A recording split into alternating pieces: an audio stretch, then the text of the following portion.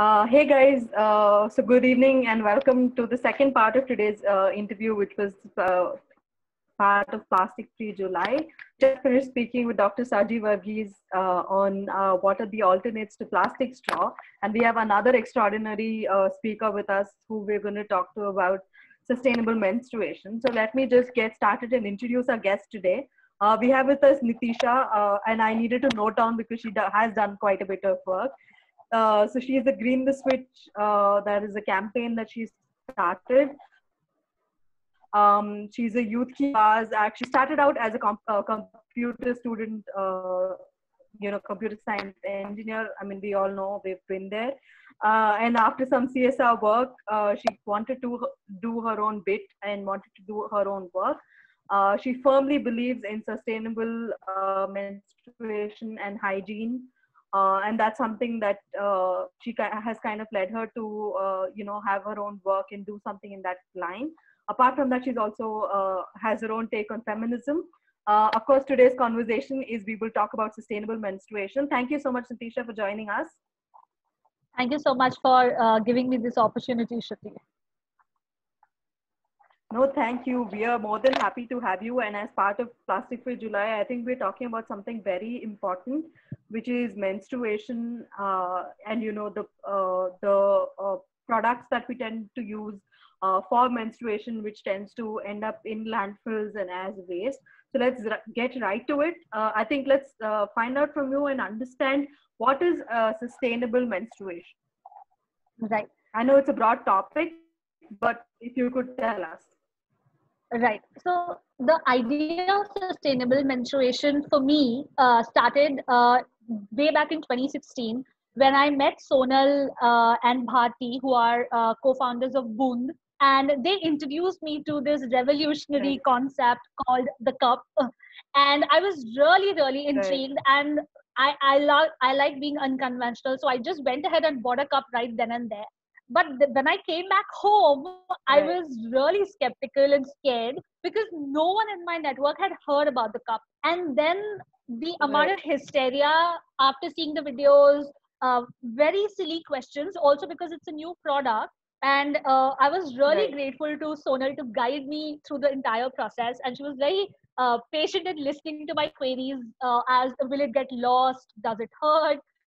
How painful is it? Will it come in the way of passing urine or stool? Multiple questions, right? And I was still scared. I gave it a shot in 2017 in January, but I was not very comfortable, so I moved away. So basically, and then started researching a lot about sustainable menstruation. That's where I started, and I started being intrigued about the whole process.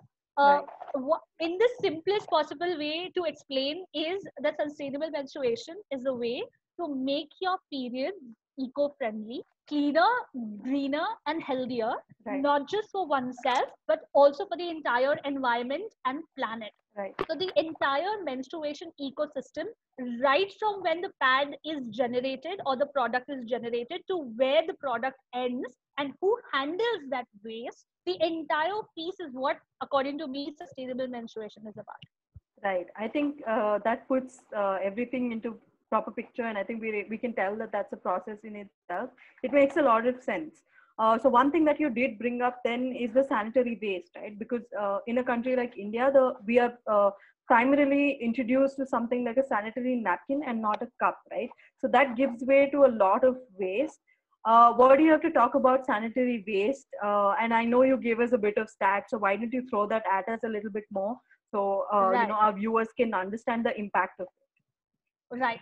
So if people who are listening this or seeing this, very quickly do a simple calculation, right? One sanitary napkin is equal to 5 plastic bags, right? We can talk about the data and research from where I've gotten this. But if one sanitary napkin is equal to 5 plastic bags, I use 10 pads a month. So 10 into 5 is 50 plastic bags. Multiply that by 12, it's 600 plastic bags. And multiply that by 35, which is the average cycle of a menstruator, it's around 20 to 21,000 plastic bags, right? And that's a lot of waste, somewhere around under 180 to 200 kgs, right?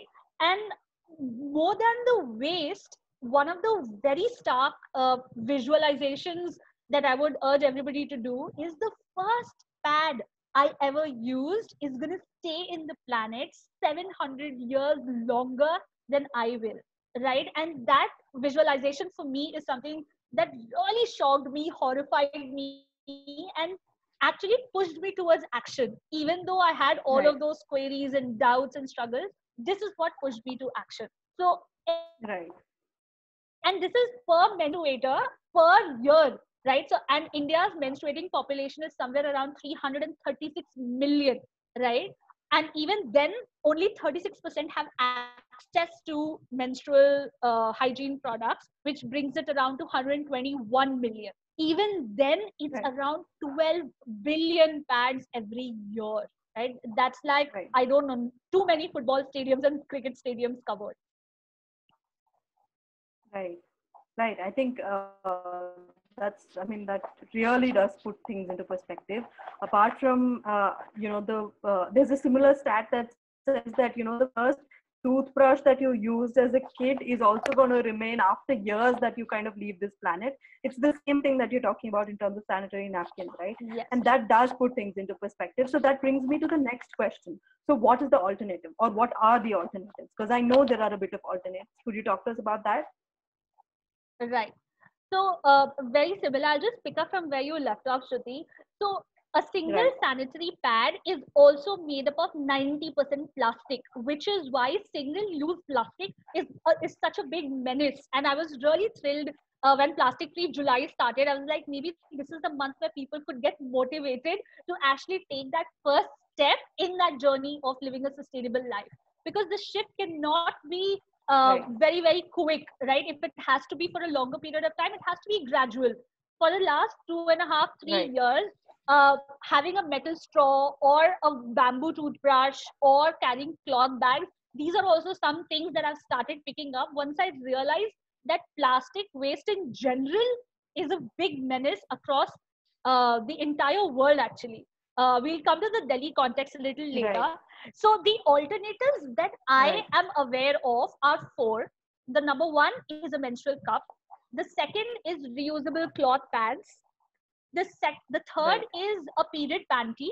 And the fourth is Right. biodegradable or organic sanitary napkins. These are the four options that the Right. market Right. of sustainable menstruation provides to us. The research Right. that I have done and the experiences that I've curated and collated are around two period products, which we're going to discuss now, which is the menstrual cup and the reusable cloth pads. Right.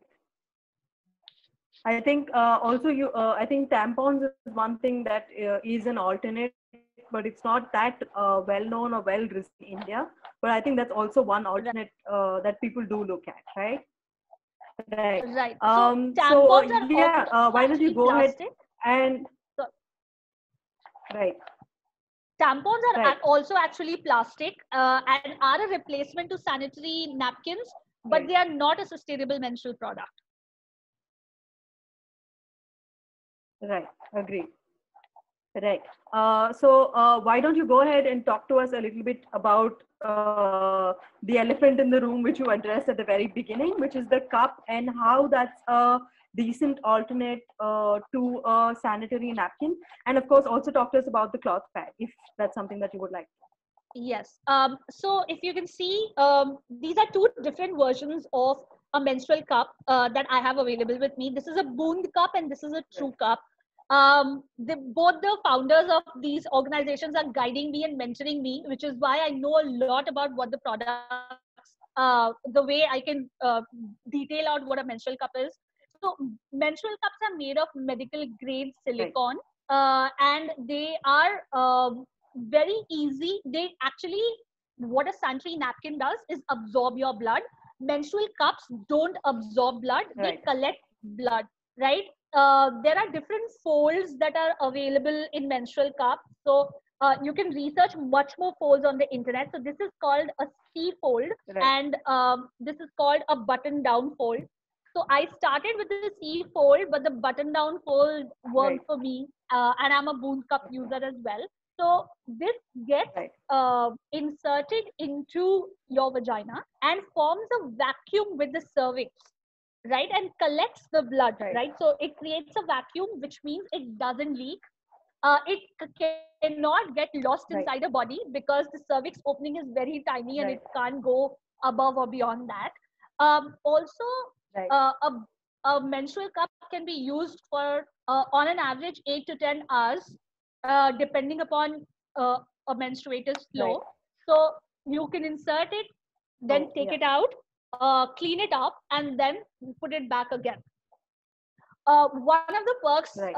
of you starting to use a menstrual cup is that you don't feel you're on your period, right? After the first day, when I have a lot of cramps, Agreed. Yeah. this the second day feels like heaven, right? And I'm like, oh shit, I have to Yep. change the cup. I keep forgetting that the cup is inside me and I have to change it, or that I'm on my period, right? There's no smell, there's no odor Yeah. that generally comes out of a sanitary pad Yeah. because of the chemicals that get mixed Right. with the period blood. Also, Right. a little bit of hygiene is what a person needs to maintain while using a cup. There are numerous videos on the internet as well, um, to actually see how to use a cup, to look at the shape of the cup, the size of the cup, and what fits a menstruator. So the amount of Right. research that menstruators do in terms of what clothes fits them or what makeup fits them and suits their skin, similar amount of research actually should go into finding the perfect sustainable menstrual product, which is actually healthier for uh, my personal needs and personal body as well, because every Right. menstruator's journey of periods is also very very different, right? So Right. those are some of the precautionary things. Yeah, hygiene, no odor, no smell, easy to use, and this lasts for almost 8 to 10 years. Like, that was a big mind blowing fact that started. And it lasts for also 8 to 10 hours. It is advisable to not use it beyond 8 to 10 hours, and because of hygiene issues, and also just uh, the the challenges. There has been one case of toxic shock syndrome that may happen. So just to maintain hygiene, how often you would change your sanitary napkins, the same can be done with the cup as well. Yeah. Right. I think one of the other things that you missed to mention is also the risk of rashes that happens when you wear your sanitary napkins or cloth pads, which is a little icky and it gets very uncomfortable, which is one thing I agree the cup has done for me. And like you said, you almost forget that you're wearing the cup. It's almost like you completely don't know that it exists in you. There have been times when I've forgotten that, I'm on my period. So it, like you're saying, Right. there's a lot of pluses of that. So, Right. like you said, can you talk us through a little bit of the pluses of the cup? Yes. So another one of the biggest perks of making the switch for me has been just getting connected to my body. I The odor of using a sanitary pad was something that I thought it was because of me for the longest time, and the cup has just shifted that mindset Right. about dealing with my own period blood. Right, like I touch it, I see it, and I think it Yeah. just feels very liberating Yeah. at a level. It's a big feel factor. Apart from that, Right. just work, travel, because in my line of work, I love traveling. I also have very long days sometimes managing events or sessions, and I can just like forget about changing or using a public washroom if I don't need to. Right, so Right. 10 to 12 hours is what mostly I spend outside.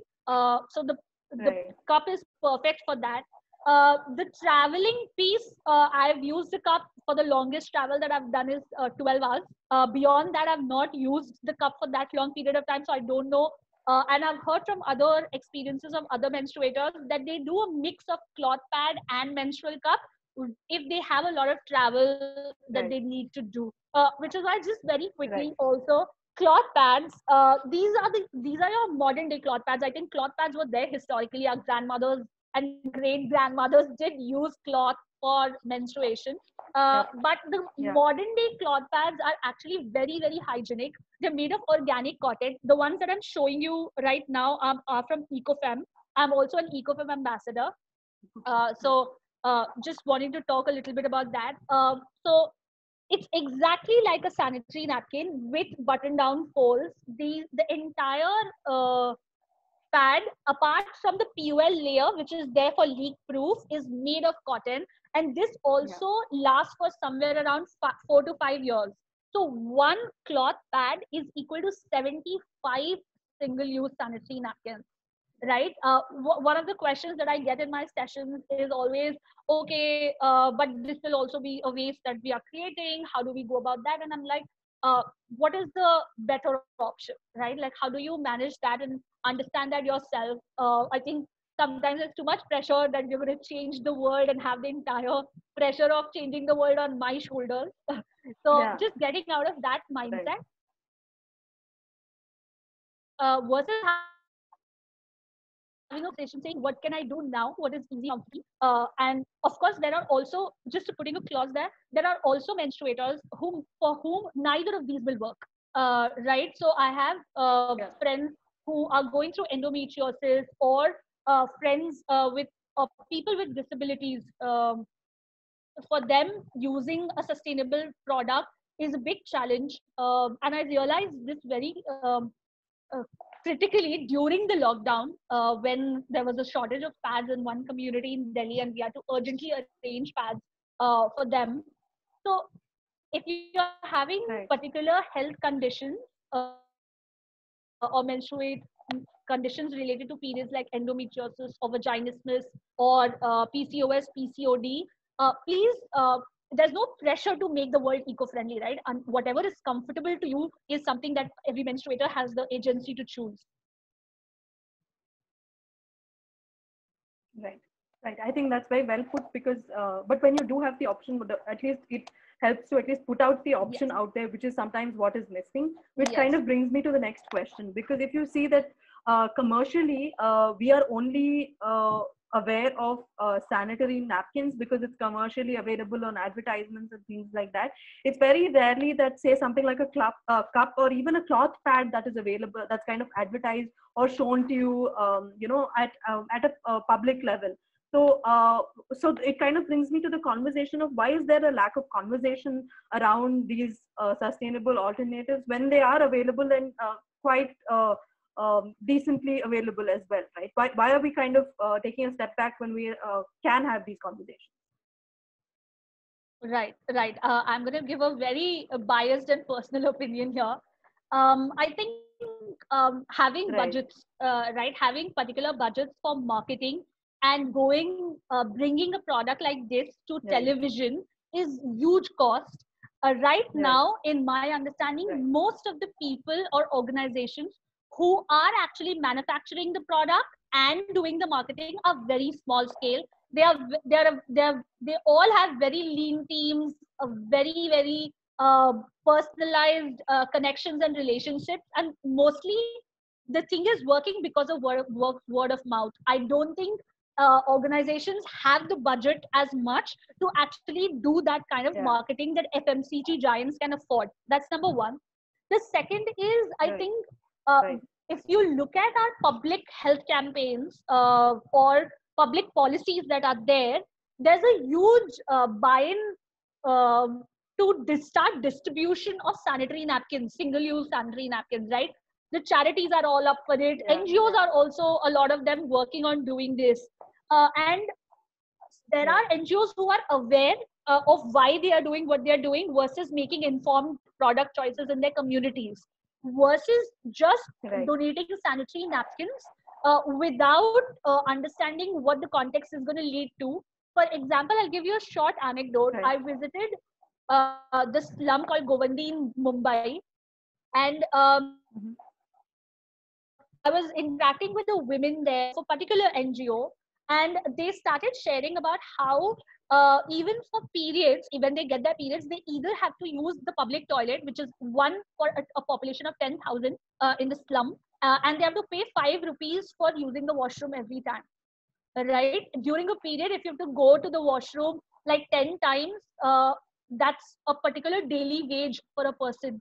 That becomes a big choice to make them, right? The other option Yeah. that they have Yeah. is go to the landfill, which is nearest to them, and use that, which is again unhygienic. And if they're using sanitary pads, they're disposing the same sanitary pads in the landfill and using the landfill as a washroom, right? So the Yeah. cycle is a very vicious Yeah. one. It's a cycle. Yeah. Yeah, it's a Yeah. very vicious cycle, because the waste Yep. that is being distributed is again contributing and becoming a challenge for the administration for cleanup. The solid waste management team is actually Yeah. struggling to get all of this waste. Yep. I'll bring the context of Delhi Right. here. A NatGeo report recently stated that the 4 landfills in Delhi are all illegal. There are 4 landfills in Delhi, Okay. and the largest one, which is very close to my house, is the Gazipur landfill, which will, in a very short time, become as high as the Qutub Minar, right? And you can see it Okay. from, and these are two ends of the city, the capital city of Delhi, right? And so just looking at those contexts, the waste generation becomes very, very critical in the menstrual health education space as well. Yeah. So also, if you see the whole push for movies like Padman or Toilet, very also targeting only a very particular segment of the Indian audience, right? It's not contextual. It doesn't Yeah. offer. It's not offered in regional Yep. languages. So the some parts of the country are completely excluded, right? So we need a lot of push and political will to move the whole advertising game so that more people are aware about the product. Yeah. Yeah, I think that kind of helps to kind of understand the situation and also the ground reality of how these things work. That kind of brings me to the bigger question, which is that of course this whole switch and this whole movement towards a sustainable menstruation is part of a larger movement, right? Of course, when we talk about waste, sanitary waste is just a part of it. Could you talk to us a little bit about the larger movement, which is about trying to reduce waste in general, and how this fits in with respect to that? Right, right.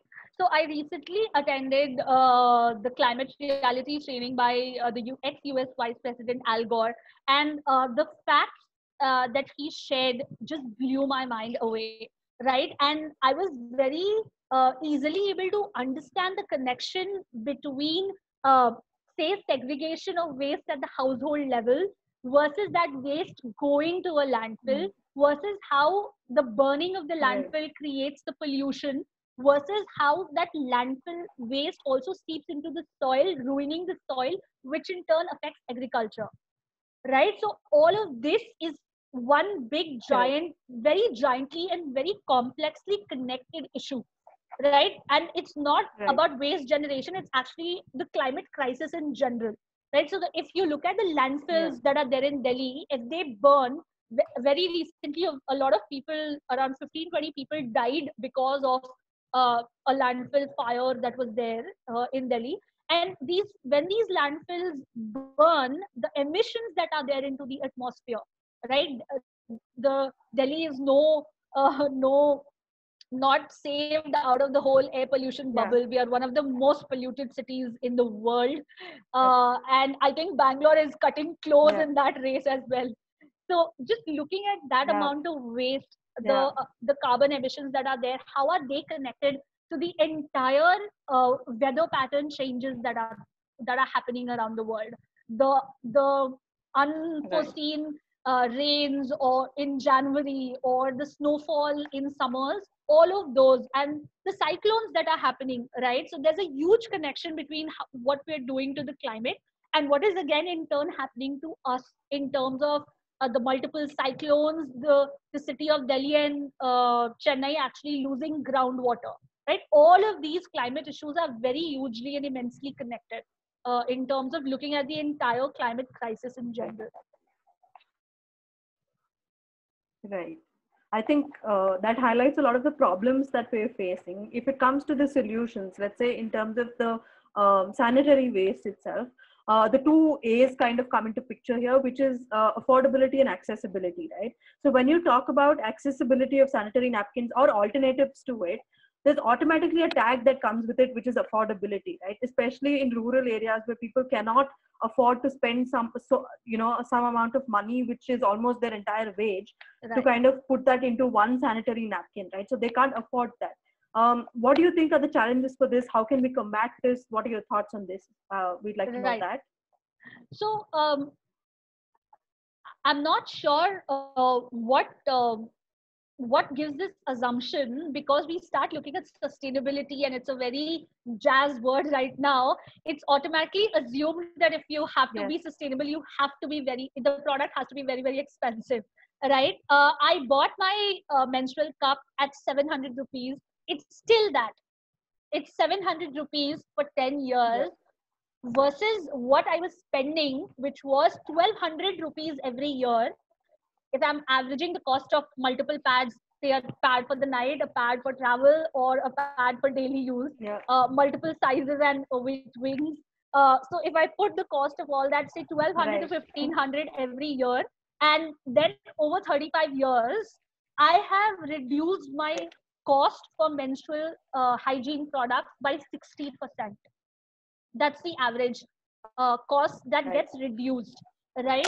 So it's sustainable products which are available in the market right now are very, very affordable to a certain economic group. I completely agree. It's completely affordable, but to a certain economic group. When it comes to just looking at what the rural population or the semi-urban or peri-urban population could look at, I think if there is that political push and political buy-in, the pads and the cups cost will also reduce, because that's how the market economy works. For example, if you look at the manufacture of sanitary pads or the pads that are distributed now in different policies and campaigns, one pad is at 1 rupee to 2 rupees each. The ones that government gives, right? And that is happening because the government wants to do it. So if there is political will to do that, I'm sure the products that are there right now will also get reduced. And then the level playing field could happen. That's number one.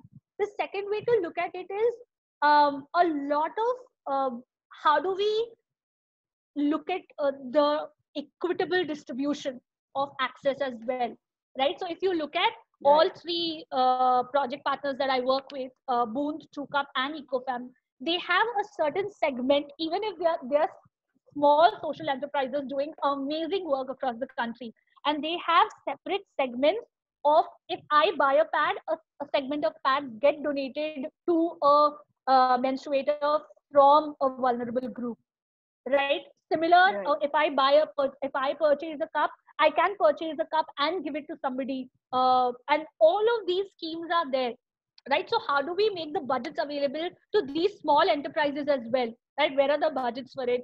Will CSRs fund it? Will family foundations or philanthropists start looking at the entire gamut of sexual and reproductive health, rather than just look at menstrual health? Because menstrual health is very closely connected with malnutrition, with pregnancy, with then intergenerational living of the newborn babies, right? All of these are very closely connected.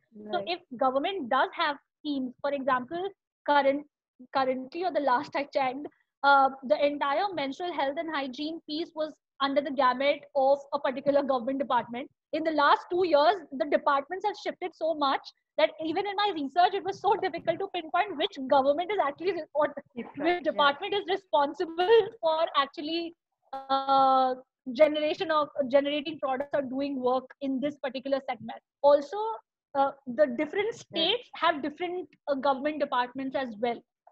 So how do we create that centralization of policies and implementation at that decentralized level, either state-wise or village-wise or block-wise?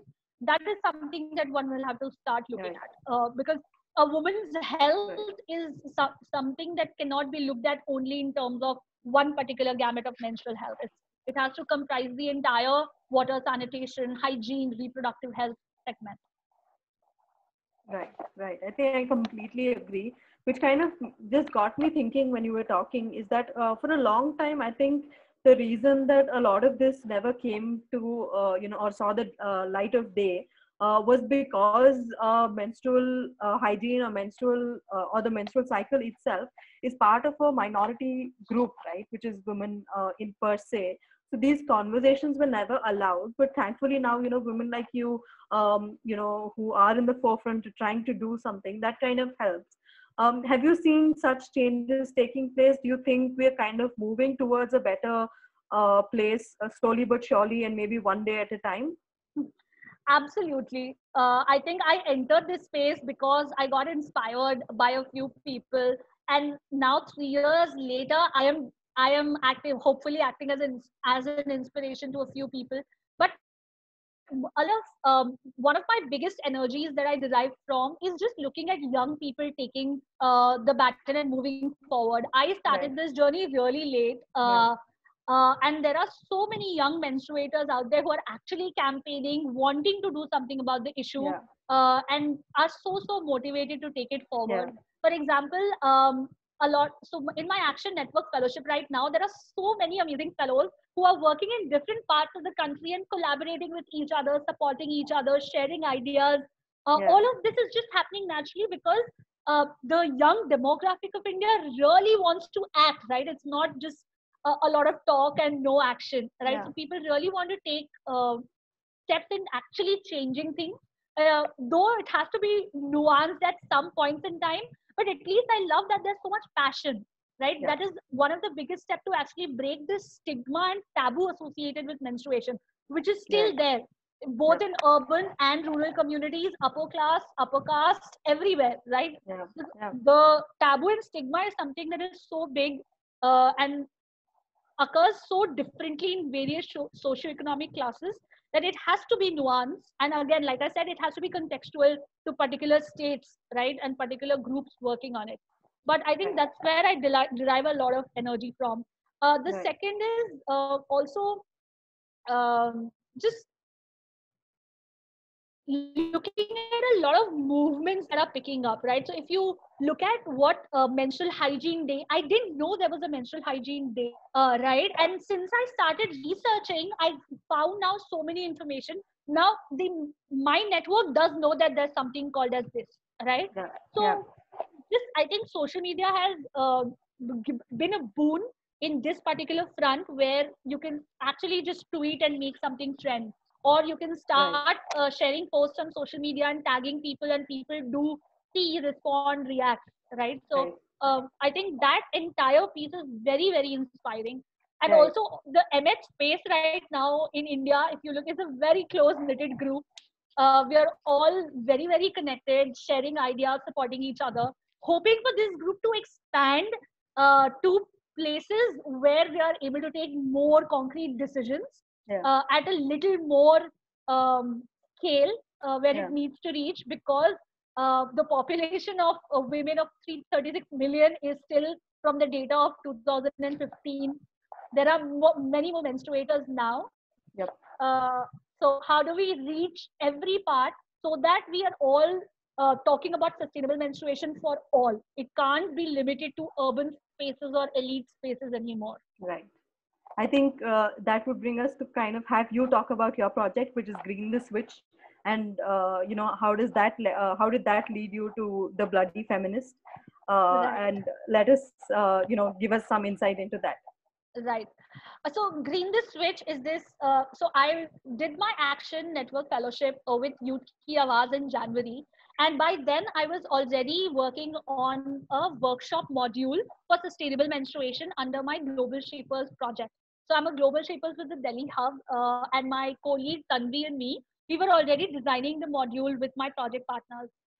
Now, because the opportunity came and it was a digital campaign, and I'm a big time social media person, so I thought, why not give it a shot?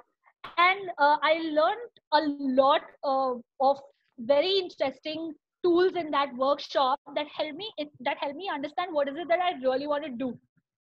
So now Green the Switch is the campaign which is advocating for sustainable menstruation for all by doing two different things. One is we are asking, there's a petition that I'm doing with the CM of Delhi, Arvind Kejriwal, who is also the chairperson of the DUSIP board, the Delhi Urban Shelter Improvement Board. and the MCDs, the Municipal Commission of Delhi, all three regions, start having menstruation friendly toilets, right? And what does that mean is that there are cloth pads and menstrual cups available and accessible in all public toilets across Delhi. That's number one. The second is I am trying to urge the youth segment, working with youth communities, to motivate them to make the switch so that there is enough data and evidence to show that this works, right? And how I'm doing that right now is through number one, survey, and number two, by sharing the stories of menstruators, right? So I went back to my journey, and I'm like, I didn't know anyone who was using a cup or a cloth pad or a period panty, and I was all lost. So I'm trying to get as many influencers and menstruators to share their story with me, and I Right. curate them and publish them on Bloody Feminist. That's my Instagram handle and my Facebook page. So the Bloody Feminist started as a motivation in the Menstrual Hygiene Day uh, in May this year, May 2020. Uh, Okay. it's been exciting to see the support that the content is getting. I did an art campaign, which was my first campaign on the handle, which is sharing period perspectives from an art illustration, and that just shot up because people started connecting with the art, Right. and I was like, okay, this is going great.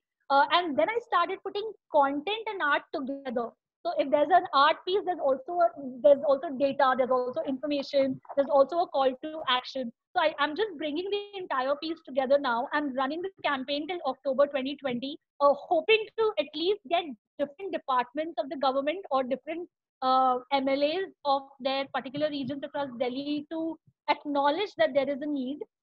And because of the pandemic, because this project was designed in January, and the pandemic happened in March, there's also a component of distribution of reusable sanitary products Yeah. in communities that need it the most, because there Right. is lack of access, because of schools shutting down, because of products not being in sufficient supply. There's a lot that is happening, and sustainability is the way to go for the future. And Corona for us has made it very evidently visible that if we are looking at a clean, green, healthy environment and healthy people, sustainability is the future. Right. I think that's very rightly put. And I think apart from tackling this situation at an individual level and society level, it's also about bringing and roping in the government. So I think that kind of sums up and kind of brings everything together. And it's nice to see that. Okay, so now it kind of brings me to that part of the interview where I actually went and asked a couple of my friends who are not using the cup, and I asked them what would your reservations be, or what are the issues you think you would have. So I thought, let me ask that to you and see if you could, answer their questions. Hopefully, they're watching. So I just have them jotted down. So the first one was, is it going to pain? This is the most common question that I had. Is it going to pain to insert the cup? Your take on that? Right, right. It does not hurt at all. It Right. is slightly uncomfortable to insert the cup the first time, and it took me 3 cycles to adjust to the entire process of going through that, right? As a sanitary pad user, I had never actively touched my vagina that way, right? And Right. you're feeling your entire body in a very, very different way. You're connecting with it in a very different way. So Right. that process, getting used to that, was something that was very, very interesting for me. But the cup is made of medical grade silicone. It's very, very flexible. Like you see, I can just like twist and turn it and nothing happens, right? You don't have to do this inside your Yeah. vagina, by the way. Yeah. Yeah. Yeah. But yeah, it does not hurt at all. It is medical grade silicone. If you're allergic to, say, latex or silicone or any particular version, then I would recommend that you test it before you starting to use it permanently, right? So maybe on the first day you don't use it when you have a lot of cramps, or when you know that you're going to be in a lot of pain. Maybe give it a shot on the third day. Please don't start using the cup when you're not on your period. This has been one of the biggest queries that I've gotten, because your vagina needs to be lubricated so that the cup inserts and fits in a proper manner, Right. so that it doesn't hurt. Right. If it hurts, means it is not inserted properly. Right. That's the only way it's going to hurt. So then you'll have to figure out and look at videos to understand what fold works for you, what material of the cup works for you, or if what size of the cup works for you. You can follow the Bloody Feminist. We are doing a lot of content posts to make people aware of the cup shape, the cup size, and the materials that the cup are available in. So please do reach out to read up more. We're also sharing a lot of articles which are very, very detailed, so that, because I'm personally no expert, so I'm trying to get information from various credible sources, doctors, Right. and people who have done research on the issue, and sharing that content is something that I'm doing. Please do research on your own as well on what particular cup works for you. Not every no one size or brand fits all. Yeah. Right. Right. Thank you. Then the second question was, will I have to look at so much blood? I'm scared of kind of looking at so much blood. How would you answer that? Right, you will have to look at your Yeah. blood. Yeah. Yes, just because the blood gets collected either in a cup or in a cloth pad as well, and you'll have to wash it yourself as well. So also, the one particular myth that got busted for me while using the cup was that I bleed a lot. Right, I used to think that, oh my god, I am very weak and I'm anemic and I don't have any iron in my body because of periods, which is not the case. On an average, a menstruator bleeds around 80 ml, 10 to 80 ml of blood, which is like 3 shot glasses, right? Like it's a shot. That's all that we bleed, right? And once you start using the cup, you're very fascinated to see, oh, just this much, right? That was my first reaction. I was like, okay, this is cool. I don't bleed Yeah. so much, Right. right? And you will, there's a different connection that you will build with your body and your periods because of going through that journey of seeing your blood and managing your own waste. Also look at the plus side, you're not generating any waste for somebody else to manage. So in very small way, we are making lives easier for the sanitation workers who don't have equipments or gears available to actually manage the menstrual waste the way it should. Right. Right. The third question was about, so if I have to insert the cup into me and my hands are dirty, what if there's an infection caused? How do I go about tackling that?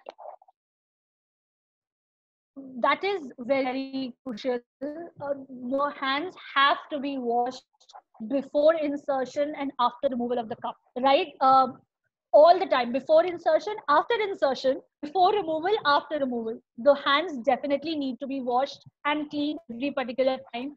Hygiene, I think, is the most crucial aspect of using a particular reusable or sustainable product, right? Right. Even with cloth pads or period panties, you have to soak them, wash them, clean them properly so that it doesn't become an issue with your hygiene or causing any particular infections. Right. Which one of the things was that single-use sanitary napkins are easy, right? It's very convenient to just out of sight, out of mind. That is why people tend to go to that particular product Alternate. of choice. Yep. Yeah. Yeah, but also one of the reasons we urge people to start thinking about is not just yourself. Sustainable menstruation is not just for yourself. You're thinking about the entire cycle of your particular period and the effect that has on people around you and the environment. So, Right. I think the next question was a follow-up question, which is about how do I go about cleaning and keeping and storing the cup, with safe hygiene and in a clean place. right. So every cycle you'll have to boil the milk cup in a little bit of a soap and warm water. I generally don't use soap because my vagina is a little more sensitive, so I just boil it in warm water. There are multiple videos available. I can share resources in case people Sure. want to Yeah. want particular specific resources. But you just have to boil the cup and store it in a cloth cotton pouch. Most cups, when you purchase them, will come in cloth cotton pouches. You clean them, boil them, and keep them. You have to do the boiling part only every cycle. You don't need to boil it after every use, right? So, for example, I boiled it today and I started using it. I have only after the next 4 days when my period is over, I'll boil it again and then store it, right? Just to be safe. Right, right. So I think those were the questions. Thank you so much. That kind of busts a lot of myths and kind of puts, even though I'm a cup user myself, I think it puts a lot of things in perspective for me as well. So thank you so much. Last but definitely not the least, we are living in unprecedented and testing times. What are you doing to kind of stay optimistic and stay positive in general? Okay, I'm doing three things. I like numbers and structures, that I'm doing three things. Number one, I think the period art actually keeps me really motivated. Okay. So the days I'm really stressed, I go back to making something or the other, either through hand or through my phone. I Okay. make something so that it's something that just brings me a lot of joy, a lot of Okay. color and design. The Right. second thing that I do is just looking at experiences of other menstruators.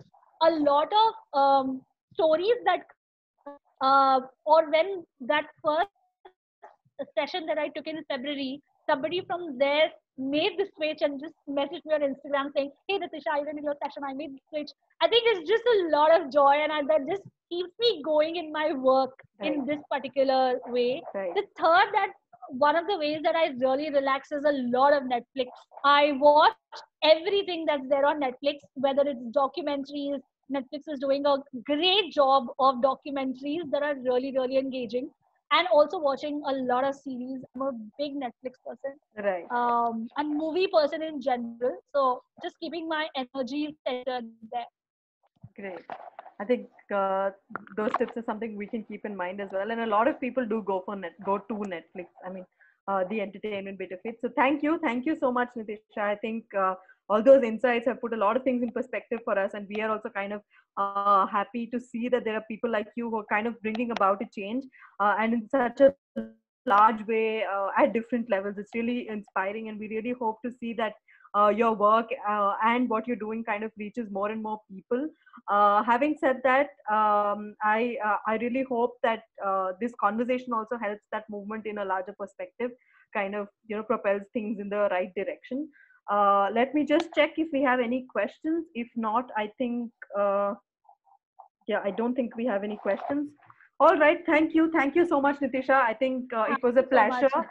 It was a pleasure to have you and kind of talk to us about sustainable menstruation, which is one of the most important things to talk about in general, and of course how it can also be an alternate, how there are certain alternatives available to kind of take plastic free July forward. Thank you so much. Thank you for giving you sparing some time on a Friday evening. Thank you guys for tuning in. This is as part of our series Dialogues That Matter, where we speak to different change makers who are doing stellar work in their own field. Nitisha was an example of that. Thank you so much. Do tune in. We have more interviews coming up next week as well. Until then, please stay safe and stay positive. Thank you so much, guys. Thank you, Nitisha. Thank you so much, everyone. Thank you so much, Shruti and Dialogue Spaces, for this platform. Thank you, Nitisha. It was a pleasure having you. Thank you.